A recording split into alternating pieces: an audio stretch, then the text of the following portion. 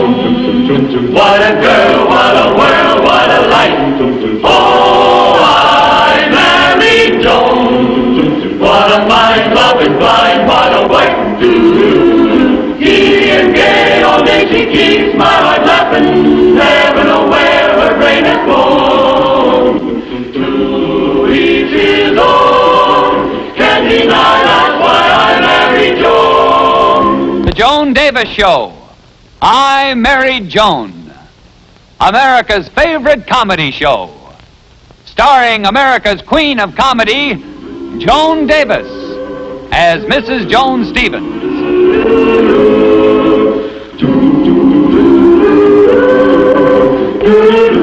And featuring Jim Backus as Judge Bradley Stevens.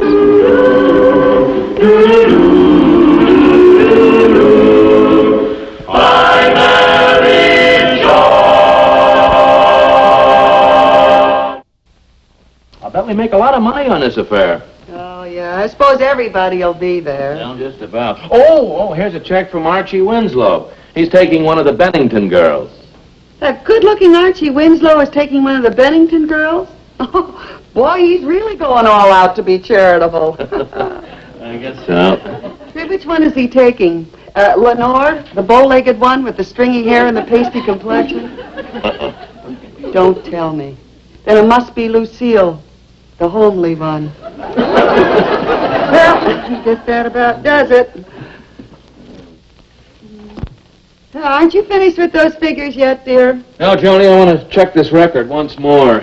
You know how it is with charity organizations. Snide insinuations about mismanagement, charity going to the wrong people. We can't be too careful.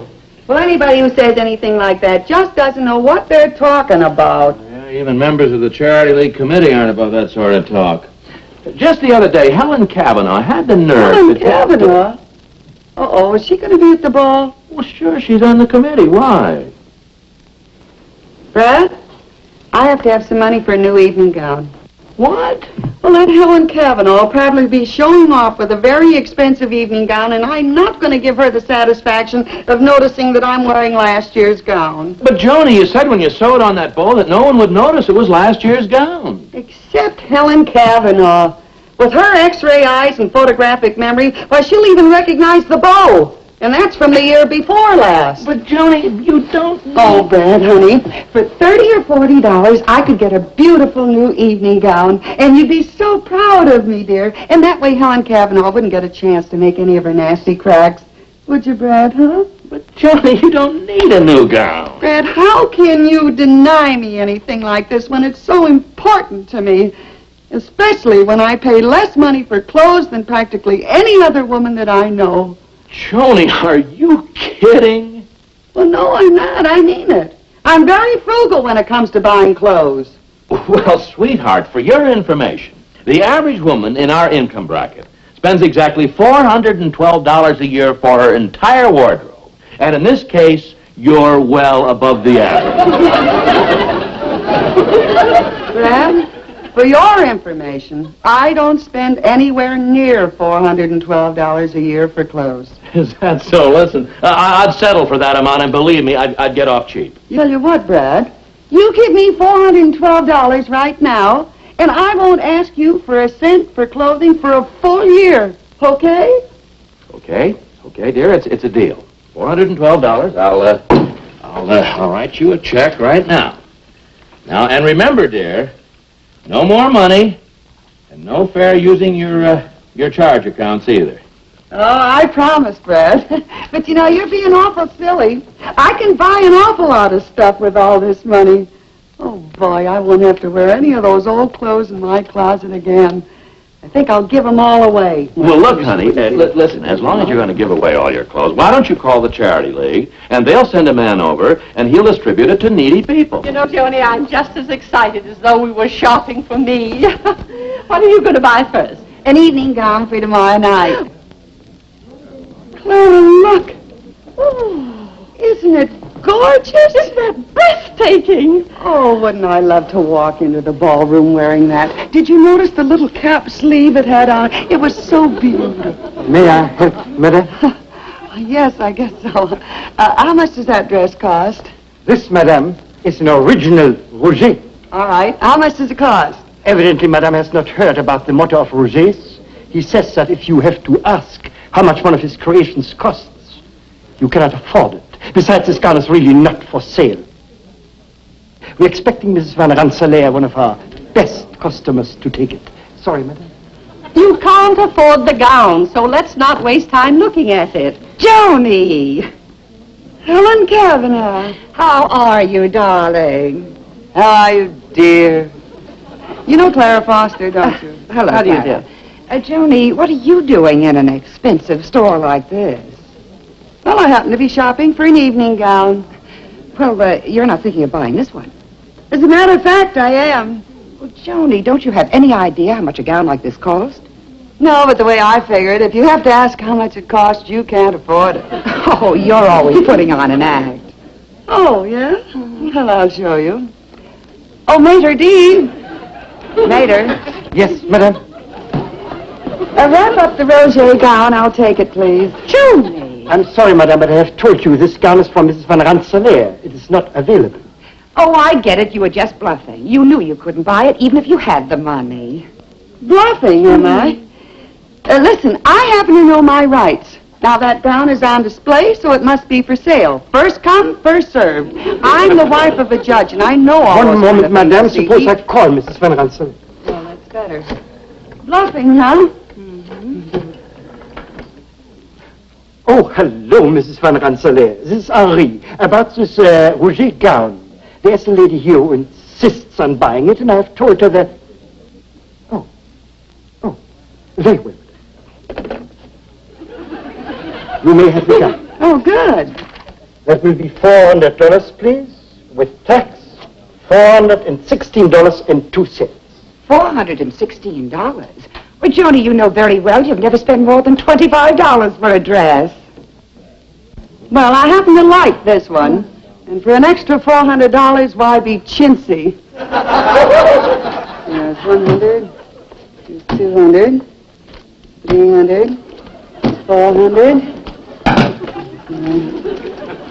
410. There's 11. Up, 5, 12.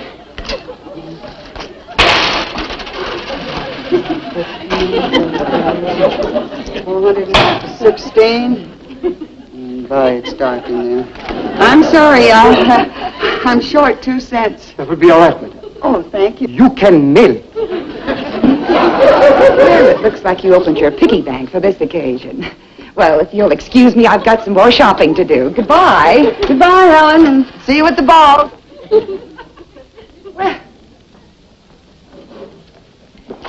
Your name and address, please, madame. Oh, that won't be necessary. I've changed my mind. I'm not taking the gown. But of course, madame is joking. But of course, I'm not. You see, I only did that to keep that woman who was just here from crowing over me. I'm sorry, madame, but you insisted on buying the gown. Mrs. Van Rensselaer would not have it now after you have refused it. I insist you keep this gown. I know, but you see, I can't keep it. Why, if I did, I wouldn't have enough money to even buy a pair of stockings for a whole year. Give me my money back, please. Oh, magnifique. Perfectement. Well, it's only... Madame, you have ripped the seam. I know my rights, too. Once a customer has damaged a dress, she cannot return it. N'est-ce pas? He's right, Clara. I just messed my paw out of a whole year's clothing. Mr. Stevens, I'm Frisbee of the West Side Charity League. I'm supposed to pick up some of Mrs. Stevens' old clothes. Oh, yes, we weren't expecting you so soon. I know, but you see, I had another call in this neighborhood this morning, so I figured I might as well make this pickup at the same time. Sure, save time and gas. Follow me, Mr. Frisbee. Thank you. I'll show you where they are. Thank you, sir. Here we are, Mr. Frisbee. Take it all. Everything? Everything. My wife's buying an entire new wardrobe right now. Says she doesn't want to see this stuff again. I still don't see why you had to bring home all these empty boxes. But don't you understand, Clara? If Brad knew that I blew all my money on just this one dress, he'd be furious. Well, all right, he's your husband. I guess you know him.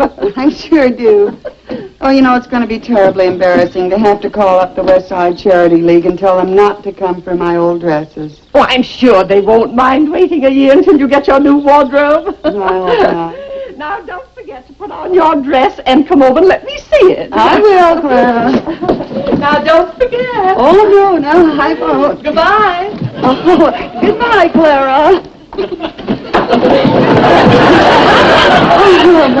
Oh, Joni, I heard your key in the lock.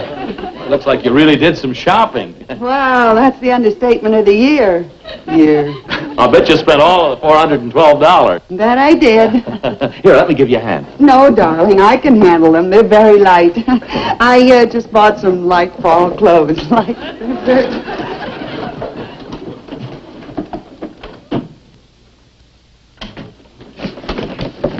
Joni, you sure I can't help? Can I give you a hand putting these?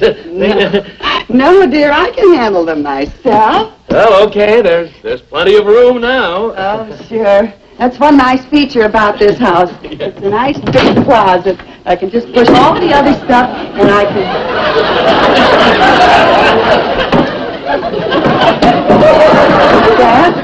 Brad, what happened to all my clothes? The old clothes? Mr. Frisbee from the Charity League decided he'd come around today, so I gave everything away. The way you wanted it.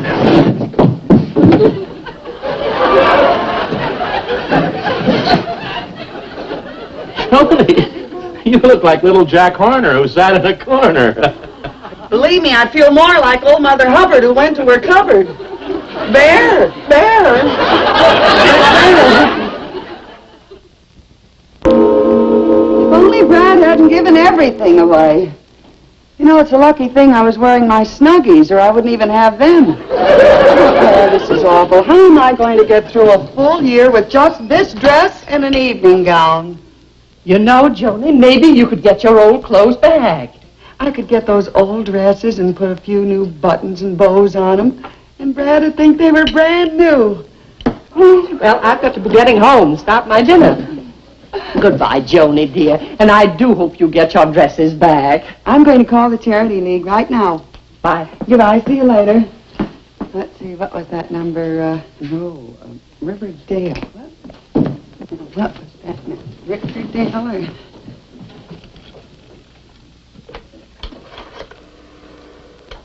or... Riverdale, 7800, please. Hello, West Side Charity League. This is Mrs. Stevens.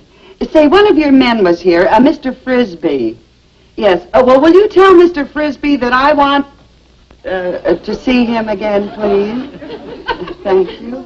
Bye. Mr. Frisbee, isn't that the man from the Charity League? Oh, yes, I forgot to give him something, a dress you overlooked. Oh, say, Joni, I'd like to see that new evening gown. Was it expensive? Well, if you call $39 expensive. It's a lot of money, dear, for one dress. Huh? Yeah, well, wait a minute, this dress, Brad. I'll put it on for you right now. It's a French import. Well, I still say $39 a lot of money to spend for a dress you're not going to wear more than once or twice a year. I don't know, Brad. I got a feeling I'm going to get a lot more wear out of it than you think. Walk away. Brad?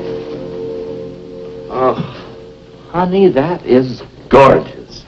You'll be the most beautiful girl at the ball. Oh, Brad. Do you blame me for buying it now? Yeah, that's $39. That's still a lot of money. I bet there isn't more than 2 or 3 yards of material in that gown. Well, the important thing is that you like it, dear. And, well, I'm going to run over to Clara's house. She hasn't seen it on me yet. I'll be right back.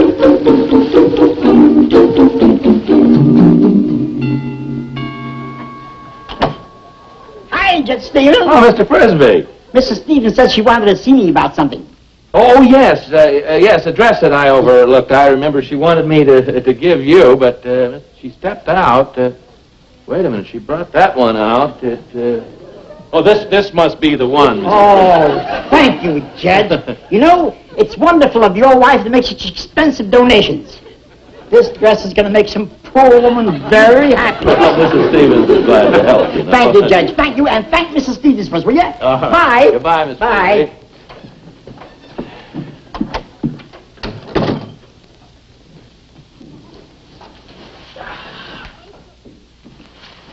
Oh, Clara Foster just loved it on me, Brad.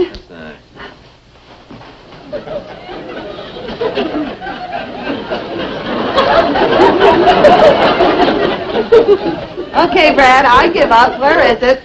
Where's what? The dress I was wearing before, dear. Remember, I put it right on the couch here. Oh, Mr. Frisbee was just here, the man you called from the Charity League.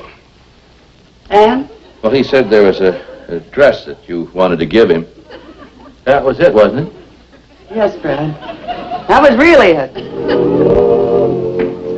Well, then when my husband was too sick to work, I did a little sewing and a few odd jobs, but it just isn't enough to pay for everything, let alone a new dress. Well, I'm sure we'll be able to help you, Mrs. Foreman.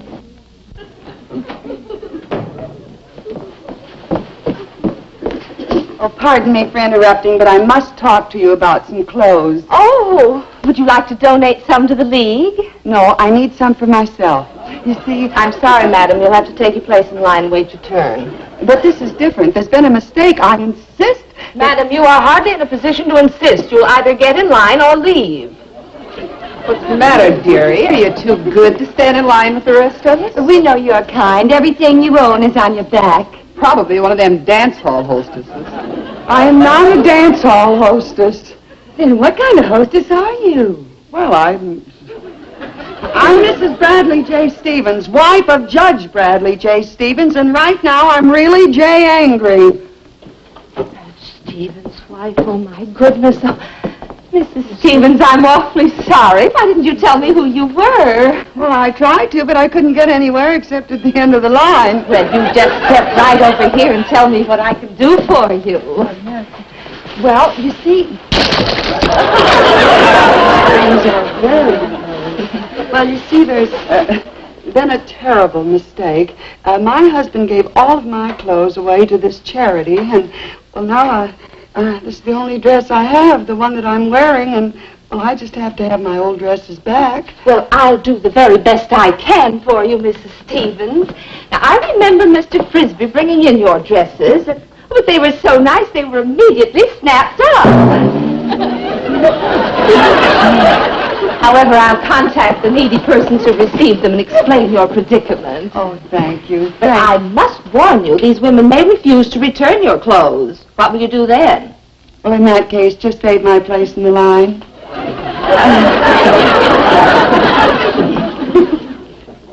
Dinner served, dear. I'm coming. Joan, are you going to serve dinner in that gown? Well, I wanted to look pretty for you, dear. Honey, you look pretty to me, even if you wore a flour sack. I wonder if they make them in my size.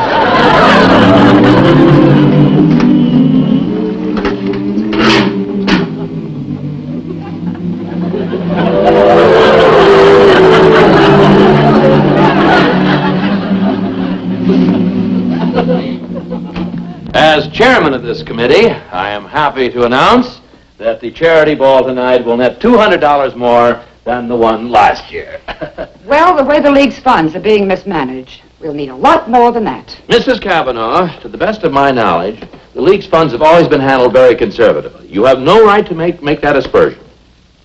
That's not what I hear. I was told there was favoritism shown in the distribution of clothing. Unless you can substantiate those rumors, you have no right to give them lip service. Oh, thanks, dear. Oh, you're having a meeting? Yes, we've been here about 10 minutes. We're clearing up some details about the ball tonight. Tell me, darling, do you always wear an evening gown to the supermarket? Or are you just trying to impress the new man at the meat counter? Well, I was anxious to get his opinion. You see, he used to work for Don Loafer. It's a lovely gown, Mrs. Stevens. Oh, well, thank you very much. It ought to be. Cost $400. $400? Joan? Now, why couldn't my name have been Sally or Matilda? Isabel's a nice name. It's pretty fishy when a local judge can spend that much money on his wife's clothes, especially when he's chairman of the committee. Mrs. Kavanaugh, are you aware of the implications of that statement? There's somebody outside, and I wish it was me.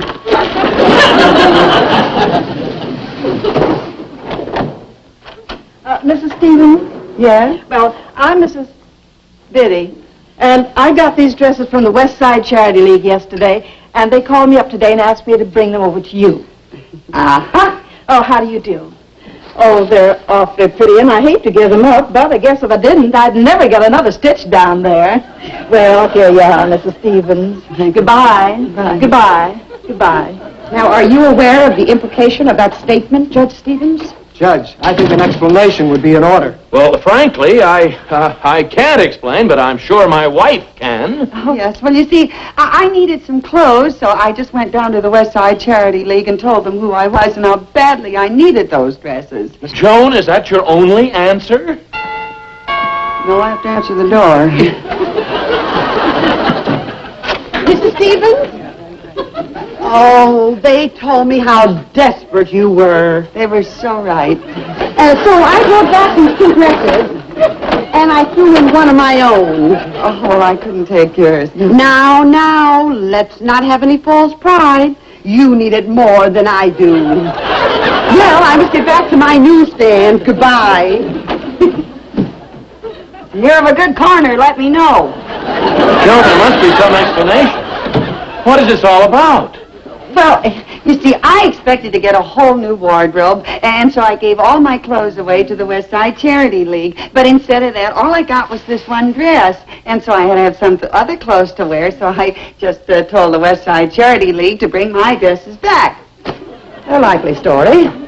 Joni, you left the back door open again. So you don't believe me, huh, Helen Cavanaugh? In a word, no.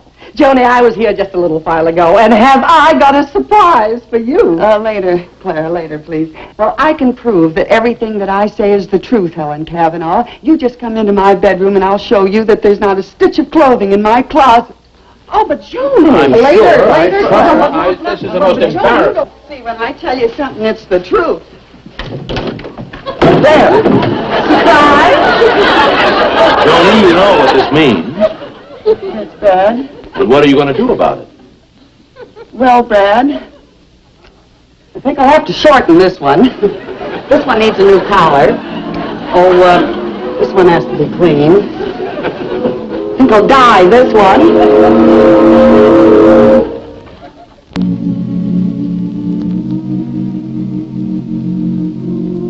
Johnny, you know it was nice of Claire Foster to canvass the neighborhood to get those dresses for you. But it almost got us in a terrible jam.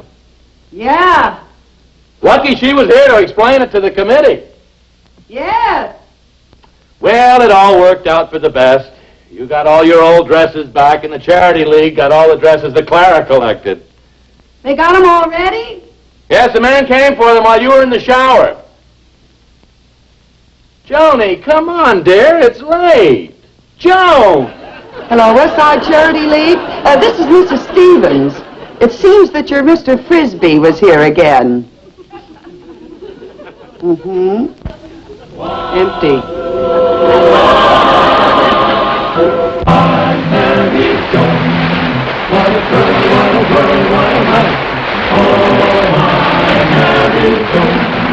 What a mind, love is blind, what a wife. Giddy and gay, all day she keeps my heart laughing, never know where her brain has gone. To each his own, can't deny that's why I married Joan. To each his own, can't deny that's why I married Joan.